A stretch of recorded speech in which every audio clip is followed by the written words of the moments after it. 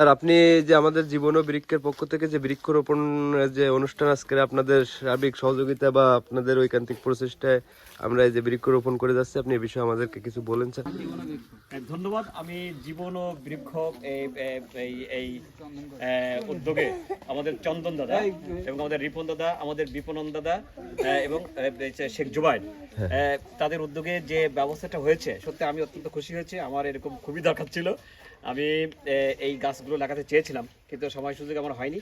তা আপনাদের উদ্যোগে এই যে উদ্যোগটা, এই যে গাছ লাগানো হলো, আমি অত্যন্ত খুশি হয়েছি। এবং আমার মনে হয় কি যে টাকা পয়সা সারা জীবন তো মানুষ আয় করবে, খাবে, কিন্তু মানে এই ধরনের ভালো কাজের উদ্যোগ নেওয়া এটা একটা বিশাল ব্যাপার। আপনারা যে এরকম বড় মনের উদ্যোগ, বড় মনের পরিচয় দিলেন, এই গাছগুলো এখানে দিলেন, লাগাই দিয়ে গেলেন, তা আসলে এরকম তো কেউ করে না, তাই না? তা আমি অত্যন্ত খুশি হয়েছি এবং আমার মনে হয় এই গাছগুলো শত শত মানে বছর বেঁচে থাকবে।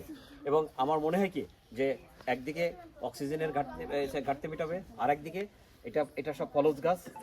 আমাদের এই গাছগুলো বড় হলে, ফল হলে সবাই খাবে, তাই না?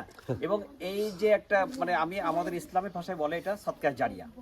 তা এটা একটা ভালো কাজ হলো, কিন্তু আজীবন এর ফল আপনারাও পাইতে থাকবেন, আমরাও পাইতে থাকবো। ধন্যবাদ স্যার। আমাদের এই জীবন ও বৃক্ষ